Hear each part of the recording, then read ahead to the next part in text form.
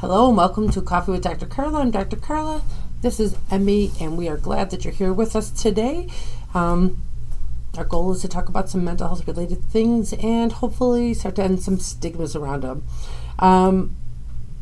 We're going to talk about sound baths, and if you're familiar with sound baths, then you know that they can be very relaxing. You can kind of kick back and just really enjoy it. But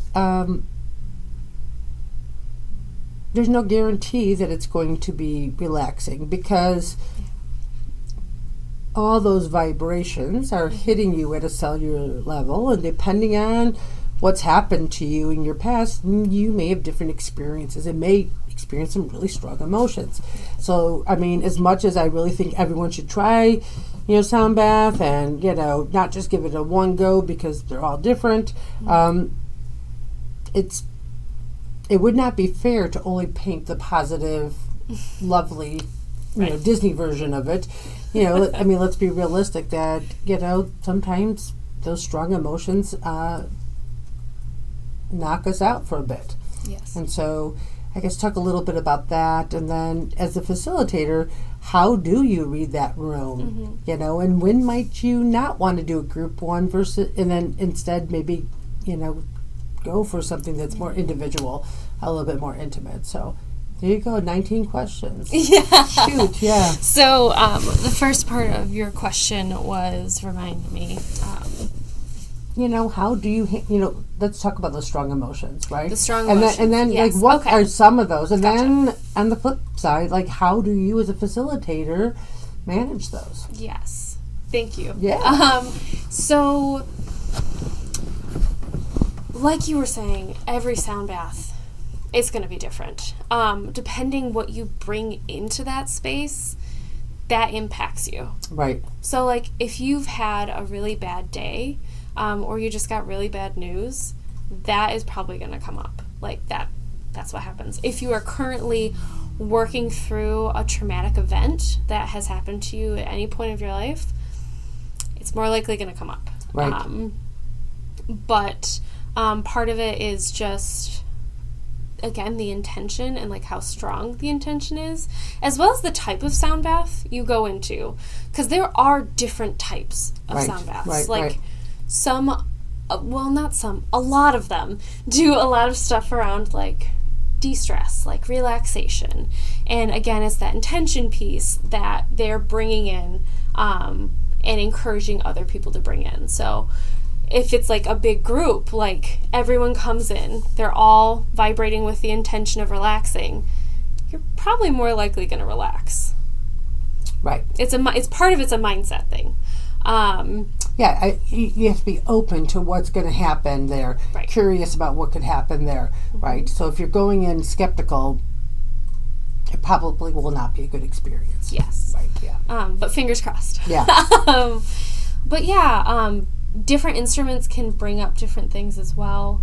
The gong in particular can bring up really strong emotions, and a lot of times when facilitators use that, it's on purpose. Okay. They're doing, we were saying, they're reading the room. Right. And they're okay, someone is ready for this.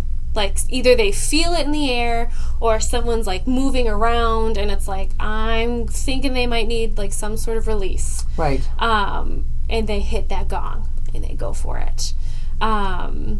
Sometimes people are really not okay, and really need the energy broken up. So people bring out shakers, they'll bring out ℂ𝕇𝐴𝑠, they'll bring out chimes, whatever they can use, or whatever I can use. I guess I'm talking about myself in this situation.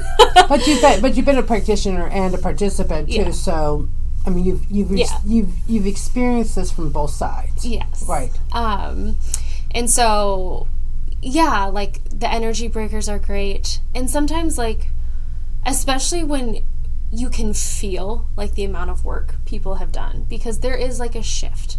We talk about it in a therapeutic space, you can feel when emotions shift. Right. You can feel that shift in a room as well, with people who are relaxing or lying out or going through something. Like Right. you feel the shift. And so sometimes if it's a shift after like doing all of that work, I will grab like my ocean drum. It's a fan favorite. Yeah. It's my favorite. Yes. Yep. And I will play the ocean drum to like relax and like calm and like, I don't want to necessarily use the word reward, but like to me it's a recognition like, wow, you did a lot of work. Right. Like you should relax in this space. Like, here, let me help you. Right. Right. So yeah, just different things in terms of like how to hold space for a group versus an individual. Yeah. They are different. Shocker. They are different. There's a lot of things to hold when you are in a group setting, because I'm constantly trying to read the room. I'm trying to read body language. I'm trying to take into account everything everyone brought in with them. Right. And sometimes they're in very different places in life, in like their mental health journey, overall. So even though, say like for our new moon ceremonies, it's all about letting go of the past and beginning anew, right? Yes. And even though that's the intent we set up every time, the reality of it is just because we say that's what we're going to do and everything we do is around that, doesn't mean someone's not coming in with other things. Exactly. Whether it's conscious or not. Right. Yeah. Absolutely. Yeah. Absolutely. And that impacts everyone in the space. Right. Because it's energy. Right. Right. Whereas if it's like an individual one-on-one, it's a very different experience, because all of my focus, all of my energy is on one person. I am constantly checking in to see if their body is tensing, if their brow is wrinkled, if they're moving around, if they're breathing really fast. Right. You just, like, with the one-on-ones, you're right there. Like, you can see everything. And don't get me wrong, I try very hard to do that in a group. But if you're scanning the room, you may start over here, and while you're over here, this person over there is tensing. But by the time you get over to them, whatever that was subsided, and they look at ease, right? Exactly. So, I mean, it's easy enough, even if you're only talking about a small handful of people, it's easy enough to miss some of those really small nuances that happen, for sure. Yes, exactly. So how might you advise somebody, maybe they're a seasoned, participant in sound healing or sound baths, and they probably, I hope, have a better sense of in what circumstances they do better or worse, right? But probably more for somebody who's never tried it, or maybe tried it once and didn't have a good experience. What are some of the tips that you might give people, or advice you might give some people as far as